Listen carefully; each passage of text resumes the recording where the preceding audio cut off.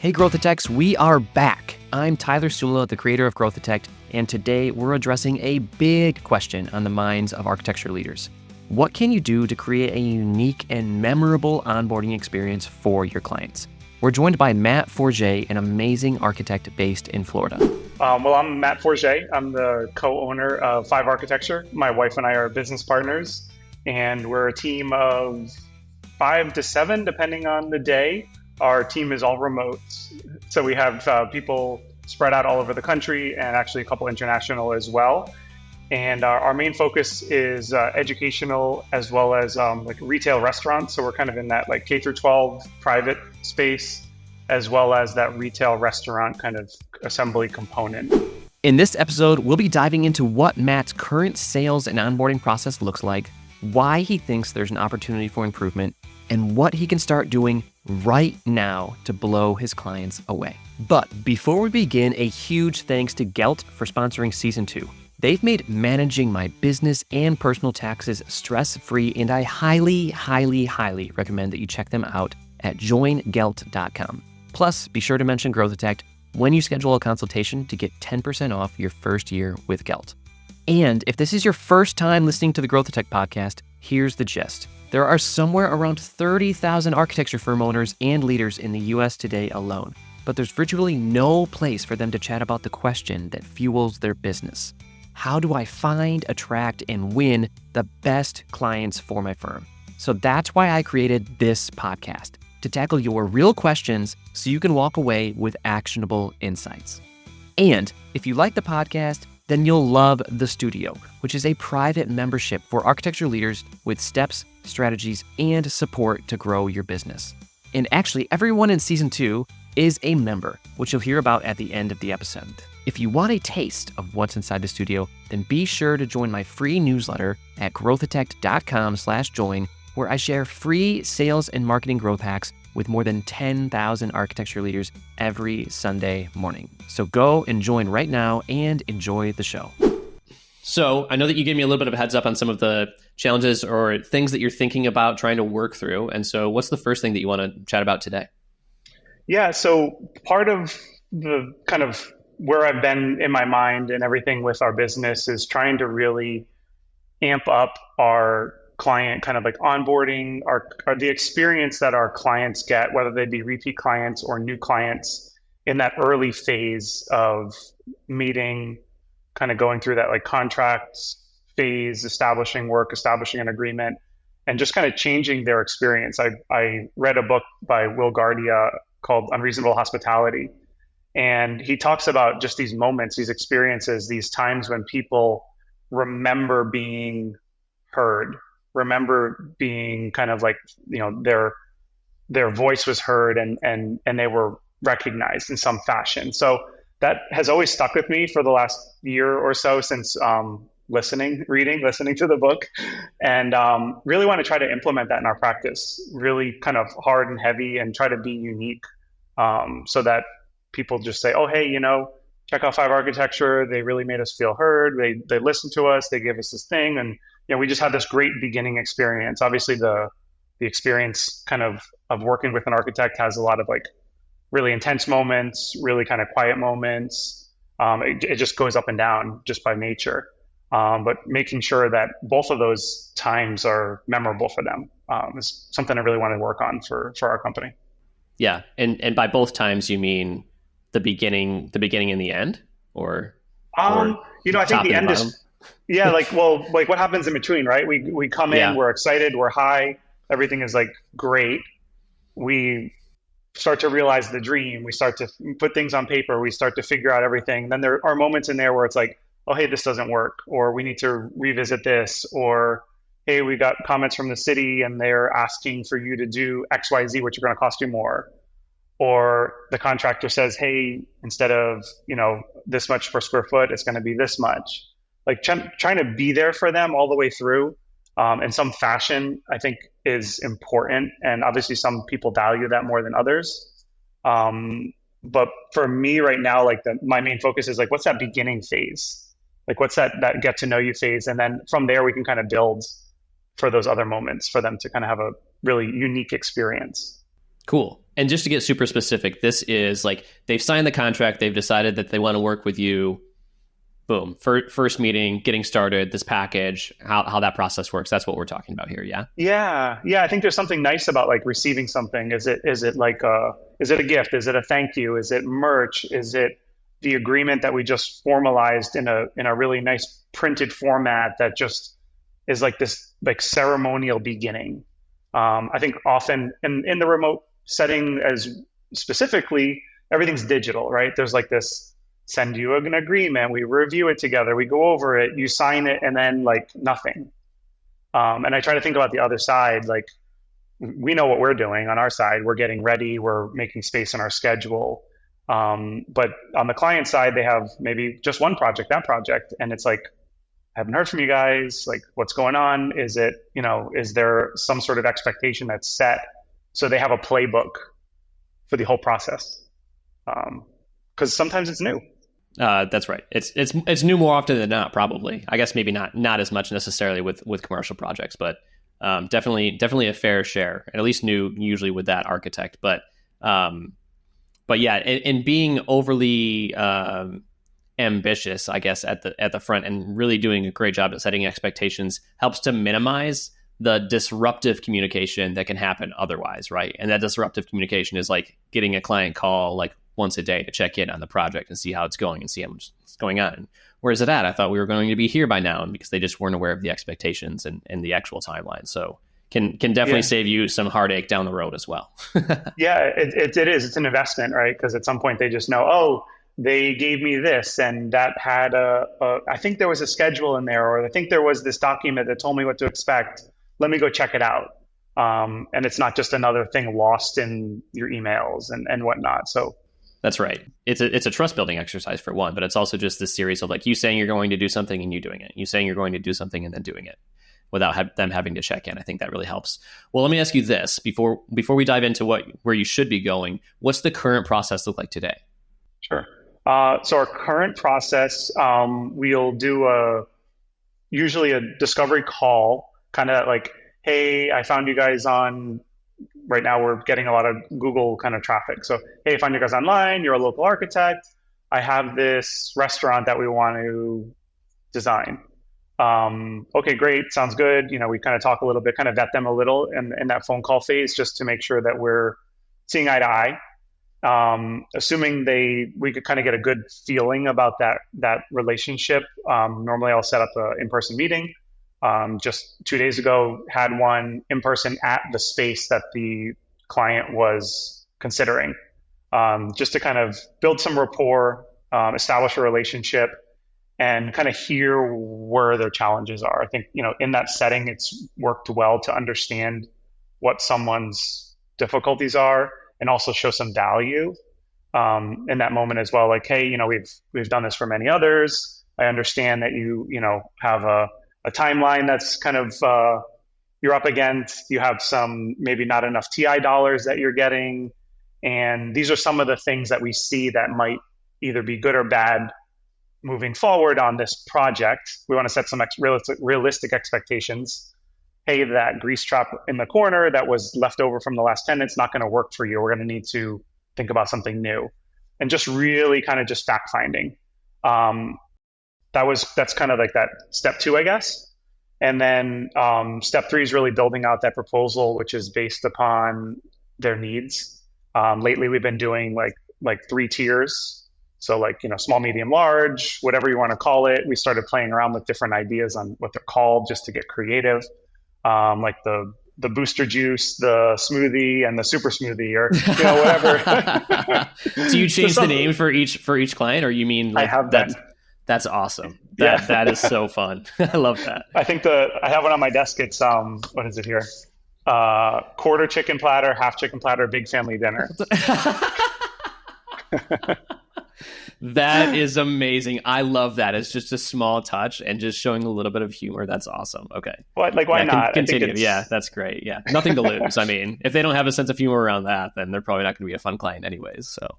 And I think it's like bronze, silver, gold is just kind of like, it's the Olympics. Like, it's not, packages for professional services. So Yeah, that's right. Yeah. it's fun. So we'll establish that kind of fee matrix, and then scheduling a call. We're walking through it. Here are the phases that we follow in our process. These are the things we're going to do in each phase, and this is how we can grow on them.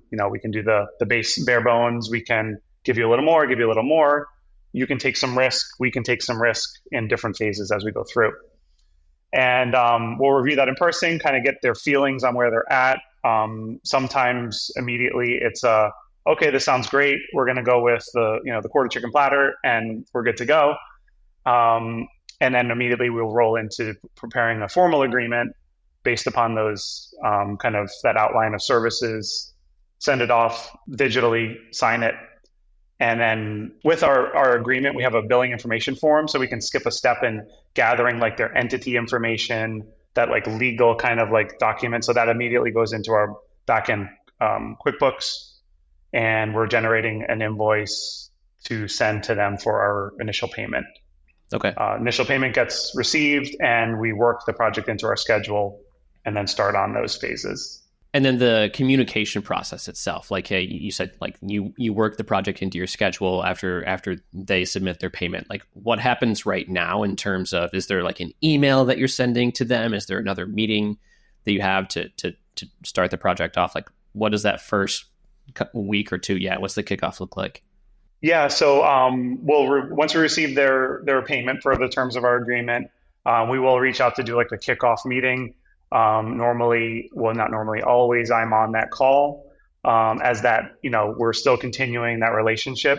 And then at that point, we'll also bring in our team. So there may be at least one, maybe two other members of our team that will be the client's main point of contact on that call. So I'll lead the call usually as kind of like a conversation of, this is where we're at, this is what you want to do, these are the challenges we've identified, and here's how we're going to move forward with our process, which is going to be, usually the first phase is measuring the space. So we're going to go out and verify the existing conditions.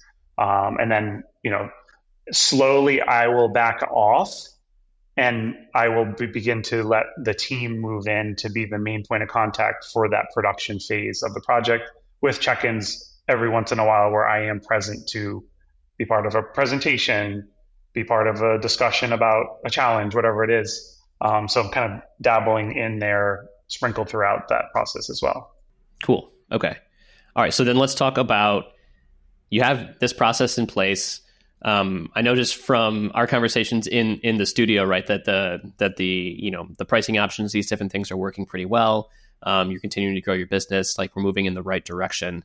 So what do you see as being, wrong with the current, and maybe wrong isn't the right word, right? But like, what's wrong with it now so much that you feel compelled to try to come up with a better way to do it? Okay. What's wrong with it now? I think right now, maybe it's not memorable. Mm-hmm. I feel like there's an opportunity to change someone's experience and bring it up a little bit higher. This is something that some people don't do often. Some developers do, some repeat clients do it regularly, but lately we've had a lot of interest in kind of like first time or, new clients into the world of architecture. And I feel like it's a good opportunity to become someone's person. Hey, we developed 3 locations with these guys, and, it was just a really great experience working with them. Like, you get what is the saying? You get one chance to make a first impression or whatever. Yeah. Maybe I butchered that. It's like 7 seconds, but yeah, one chance works too. Right. So like in the time frame of the process that we work with, like we have this really small window of opportunity to, I think, really make a lasting impression that sets the bar for the whole process. If we kind of go in like standard and it's like kind of intermittent, not quite like clear, a little bit of unknown, like you said, that, hey, what's happening with our project? And my response is, oh, well, tomorrow we were going to be ready to present something to you. They're ahead of us instead of us ahead of them. And that changes, that kind of like, you don't want to be the one being called, you want to be the one calling. So I feel like there's just a chance to like just change it a little bit. Like what are things that other businesses do, other industries do that kind of like make things feel different for you. And, it's just trying to like put a finger on that. I feel like it's something that as an industry, we haven't really captured as something special. Like the Will Guardia book, he talks a lot about just listening to people and little moments like, you come into the restaurant and the moment like a woman has her purse, there's someone there like placing a purse hook on the side of the table, or Mhm. they hear by way of something that you're coming in to celebrate something special, or just there's like all these opportunities to just kind of change things a little bit. And that little Yep. bit of a change, I feel like makes a big difference. When it comes to running a successful architecture firm, taxes play a huge role in your financial strategy. Even if you've already filed, being proactive this year can significantly lower your future liability. And now that I'm working with Gelt, I finally feel like I have a partner I can trust to handle everything from my business to my personal taxes, and I'm excited to collaborate then for this season of Growth Detect. Think of Gelt as the ultimate CPA for firm owners. Their tech platform provides personalized guidance to help maximize deductions, tax credits, and savings. Plus, their in-house team of expert CPAs offers tailored tax strategies designed to minimize risk and grow your wealth. And when I first onboarded with Gelt, they shared strategies that saved me tens of thousands of dollars. So if you're ready for a premium, proactive strategy to optimize your firm's financial health, you have to check out Gelt. Do you know the peak end rule? Have you heard of that before? No, the peak end. Okay. Yeah, peak end rule. So you should check it out. I think it kind of applies to what you're talking about here, because there's two really important moments. I think in the process of the client's experience that matter and hold more weight psychologically than anything else that happens in the process. And so you can consider it to be the end of the purchasing process, which is kind of what we're talking about, like basically the beginning and the kickoff of the relationship to better, or of the relationship together. And then you have the end of your working relationship altogether, right? Where the project is finished and done again. So the peak end rule is basically, it's a cognitive bias, right? But it's simply this idea that people wait and remember what happens at the end significantly more than anything that happens in between. Right. So you're going to go through these like long relationships with clients that are months and months long, and maybe there's disagreements here, disagreements there. But if it ends really well, then they walk away in general feeling significantly better about that. And it works the other way too, right? You can have an amazing relationship the whole time, and then it's like maybe the last conversation that you have together isn't a good one. They're going to remember that last conversation more than the 95% of all of the other amazing relationships that you had. Yeah. Right. That's so true. So yeah, so this peak end rule is kind of important to what you're talking about. It's like, you're building up that relationship as we're moving through the discovery process and the process of walking through the proposal and then getting them to make their first payment. And then boom, what we kind of have, I know it's also the beginning, but it really is like the end. It's the end of that process for them to move into the full project. And so for that reason, I think it is like it makes it worth it to invest in making that a lot better. And so I think there's a few things it sounds like that you're trying to address, right? Because we don't want to just we're not trying to make something better just for the sake of making it better. Obviously, this is a huge opportunity for you to differentiate your firm, because architects, they're just not so focused on client experience throughout the process. Like they're focused on end user experience, right? You're focused on end user experience, but sometimes you forget about the client being in the middle of that and nurturing that relationship as well. So the better that you can make that relationship, the more referrals you get, the more likely you are to convert basically a client into an advocate for your business. And anytime you can do that, you're just expanding your network dramatically, right? You get an exponential growth phase out of that. Right. Yeah. And you've already been vetted, right? At some point, your past client vetted you for your next client. And then there's, and I know that this has happened to us having like service providers for the house. Like, it's like, hey, time for a new air conditioning company, time for a new this. And at some point along the way, you found someone that's like proven themselves, done good by you, ended their last time with you really, really perfectly.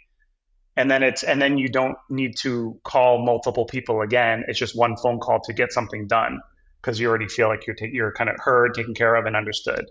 That's right. Yeah. Yeah. So basically, this is an effort for you, as I'm understanding it. Make sure, tell me if I'm wrong, but like this is an effort for you to both increase referrals and increase return customers or return Definitely. clients. Is that true? Yeah, for sure. Yeah, Okay, and that's cool. a lot of our business. 80% of our clients are repeats already. Okay. So it's kind of like there are these new opportunities that align with our business model, align with our kind of typologies that we want to grow in. And it's like, these are great chances to really grow the business even more. And, the second, third, fourth time you do like a similar project for the same client, they get easier and easier, more efficient. There's just, definitely some benefits to that from a business perspective as well. Yeah, that's awesome. And so I took some notes when you were talking about, like you briefly kind of mentioned some of the ideas or some of the things that have been going through your mind about what this client onboarding process could be. But can you expand on that a little bit more? Like, what have your thoughts been? Where are you kind of leaning toward right now? So I'm definitely leaning towards like I don't want to say a surprise, but this like something unexpected. Like we've figured out that we are aligned. We're starting this relationship. Like, is there a way to, and we don't get mail anymore other than like junk. I feel like something like tangible, like not necessarily handmade, but something that was like put together with care. That's not just like another digital file sent through the ringer and it comes through and it gets lost, but something that's just not swag. I don't know. Like, I just want something that you just like have that's like, hey, these guys really thought about me. These, they really understand what it feels like to like just have a lasting impression and start, like you said, the end of that purchase phase, the beginning of the creative phase. Like it's like a good kickoff. It could be, just paper copies of what we agreed to digitally. Could it be some nice gift? Is it some sort of knowledge? Is it some sort of architectural knowledge? Is it some sort of thinking? Is it like, hey, we're really inspired by this book, by this person in our business, and while it may not specifically relate to your restaurant or your school, we just feel like it's something we want to share. And there's like this intellect or this kind of just, usually we're dealing with owners, CEOs, principals. Is there this opportunity to just share something with someone that maybe has no relevance to the project, but just something that we enjoy? Is it a personal touch? I do think that, you kind of said like, oh, handmade, maybe not really handmade. Like, I do think that there's something to that though, like to telling that something was like obviously very intentionally put together that could be powerful. And as you were writing, so I was writing on a few things. So one, I think instead of thinking about, oh, like here's a really nice printout of the agreement that we just made, like rather than thinking about the past, right? Think about moving forward and how you can also advance that relationship and get them thinking about what's going to be happening, right? Because it's the outcome at the end that they're in this for. So how can you help them see how that's going to come together? And so to me, it's like, instead of like a really nice printout of the agreement that you just made, I'm guessing what they would probably enjoy more is like a really great schedule, like and maybe it's visual, right? It is like in the Gantt chart style or something like that. But these are when these things are going to happen. Hey, here's a rough lookout at when we're going to be meeting with each other, when we expect these things to happen.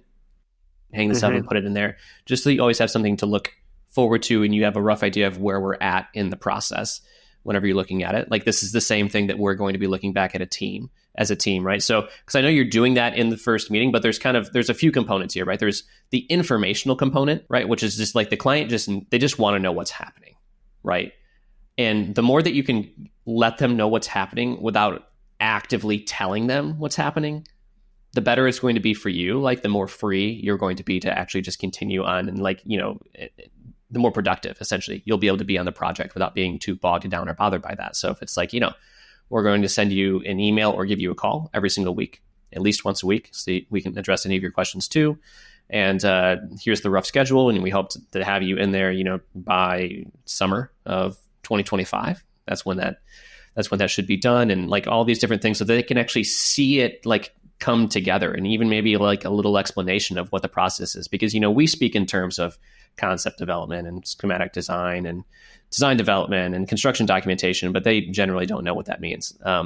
even though they're going to be hearing it a lot. Like they're about to figure it out, but giving any sort of education you can give them around that, around questions that you already know they're going to have. So if you think back to every single client that you've worked with, where do they get confused in the process? Where do they get frustrated? Where do they feel the most stress? How can you help them anticipate that and work with them through that so that it's a softer landing and so that it's easier for them to get through that? So I think about that in terms of informationally, what you want to give to the client at the beginning, right? Things that are going to make it easier for them to basically get through the process. But then I think something that's really, there was two things, right? It's almost like, hey, something for them that's personal based on what you know about them. And then something like from you that's like, you like it and you think they might like it too. And so I thought, like, I wrote this down when you were talking about, someone comes into the restaurant and they set down their purse and, they're having conversations or they're celebrating something with their family, and these like different things that you're noticing.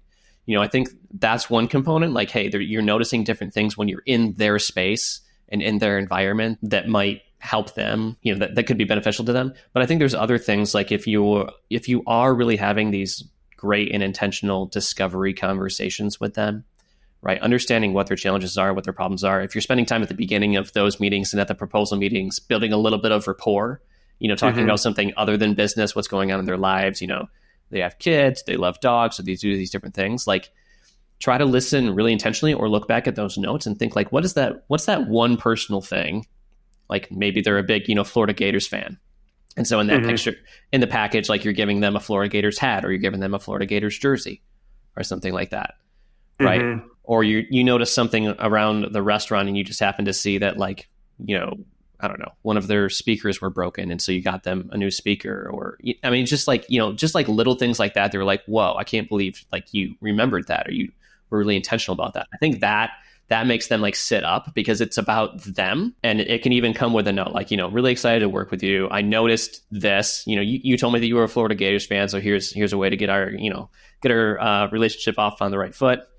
Hope the football season turns out better than it is right now, because it's a little bit of a rough one at the moment.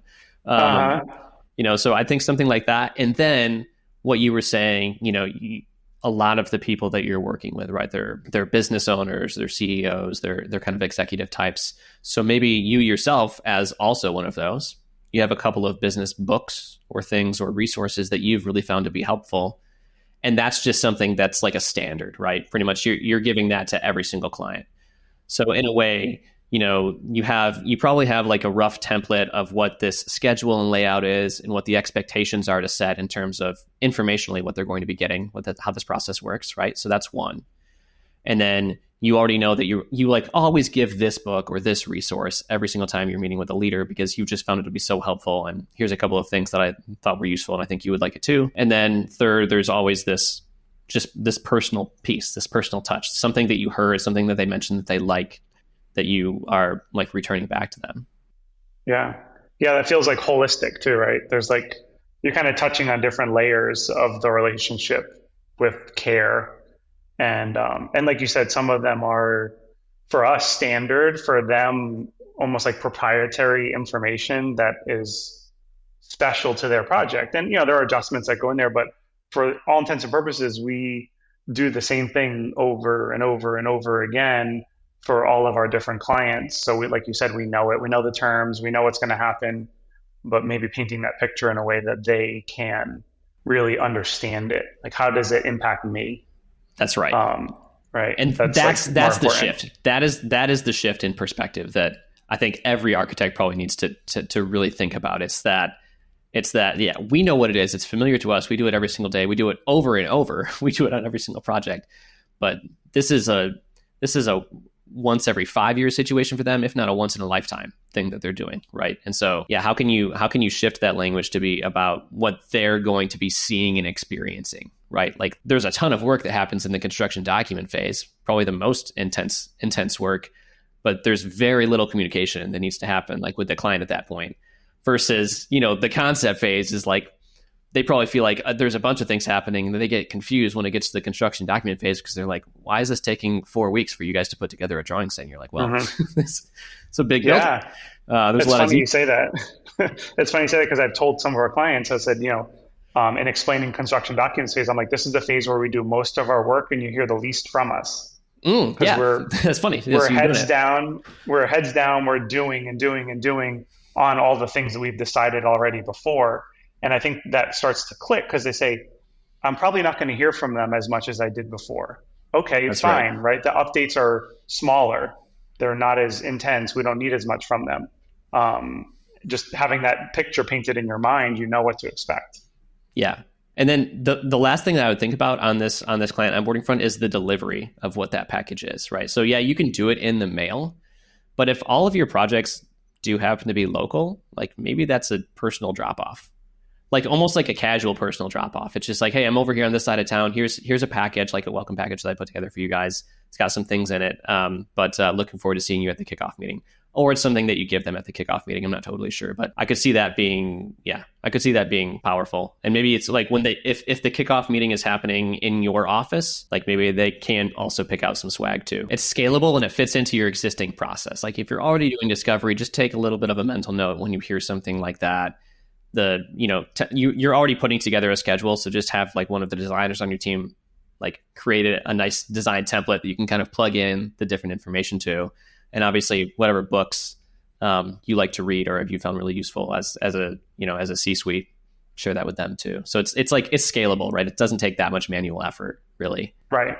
But the impact is potentially large, I think. That's right. Yeah. 10 to 100x, I would think. Yeah. As setting the thing. And then also, then that's, we didn't talk about it, but like the end, right? The end is almost something similar. It's like maybe it does make sense to save some more swag for the end. And maybe that's when you're giving them a framed professional photo that you've taken of their project or things like that. And maybe something else personal that you learned about them along the way. Like, I think those things make a difference because then at the end, you earn the right to say, I really enjoyed working with you. Do you happen to know anyone else that's looking to do a project like this? Like, do that at the end. Do that at the peak end for sure. Right, because that's when they're feeling it the most. That's when they're the most excited, and so getting any leads you can out of that is a great idea. Yeah, and actually, we're waiting for the chance to do this. We've been saving our kind of like first iteration sketches of people's projects to become that like memorable gift. Like it could just be our first floor plan that may not even match what we did or whatever. Just this like hand drawn, framed drawing with lines and pencil and eraser and just stuff like just like that working drawing as maybe a way to do that. So we've saved them for this opportunity to do that. So that would probably fit nicely in there. Yeah, I love that idea. Yeah, do that. Include a little note with it. Yeah, and just ask if they happen to know anyone else that you think they should talk to, or that they think you should talk to. Just a soft. Yeah, ask. That's when we'll do our Google reviews. That's kind of that all happens in that kind of that one trigger. Yep. Yeah. That's great. Awesome. Love that. Perfect. Cool. That sounds amazing. I'm ready Sweet, to get started. Yeah. Go get it done. I'm excited. So you'll have to keep us updated because this is season 2, but it'd be kind of fun. I don't know exactly how this is going to map out, but whether I end up sharing about it in the newsletter or we do another season later on down the road, that's like, so how did it go when we implemented these new things? So keep me updated. Cool. I do know. So you're a member of the studio, and the studio is the premium membership for architecture leaders that are looking to grow their business and attract high quality clients. But I'd just love to ask you, what's your experience been so far? I think the community that you've created is great. I think your tactics are so useful. I think that there's so many places to just like resources to go and grab and do.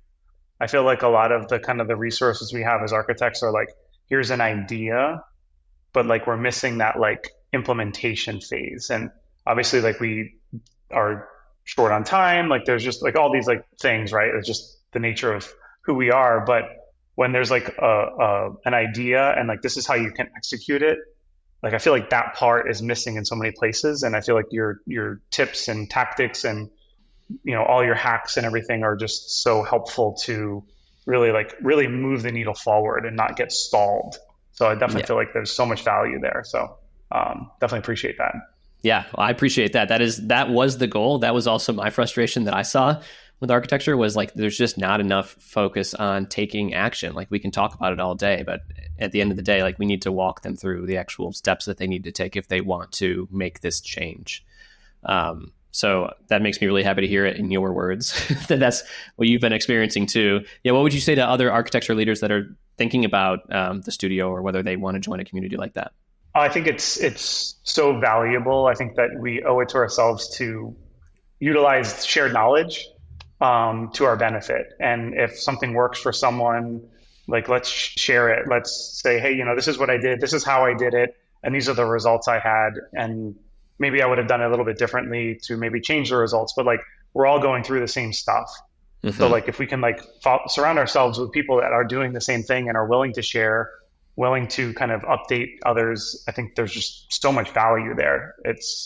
I don't think you can kind of quantify it. It's just huge, especially when you're juggling, discovery calls and drawing review and project management and team management and schedules and finances and everything else. Like it's nice to have that like kind of shortcut, right? That like quick pass to make some sort of move. So I really see that value is definitely there and available. So. Yeah, that's awesome. I really appreciate how much of your own knowledge you've been willing to share in the studio so far. I know like even in our first live session, for everyone listening here, Matt completely came in and dropped his knowledge on these different pricing strategies that he's been using and been seeing a lot of success with. And that session was recorded, but that was just so helpful. And I know we all got so much out of that. So yeah, I really appreciate how much you've been willing to share as well. Yeah, no, glad to be part of it. Thank you. Cool. Well, thanks, Matt. Thanks for being here. Any final questions before we wrap it up? No, I don't think so. I really enjoyed this opportunity, and I'll look forward to hearing what some of the others in the group have to share as well, because it's always good to kind of get those little tidbits from others and latch onto the ones that really speak to us. So that's right. Yeah. Cool. Thank you. Right. Thanks, Matt. All right. Thank you so much for being a Growth Architect and listening in on this actionable episode. Be sure to subscribe so you can continue to learn exactly how to overcome the business challenges that every architect faces.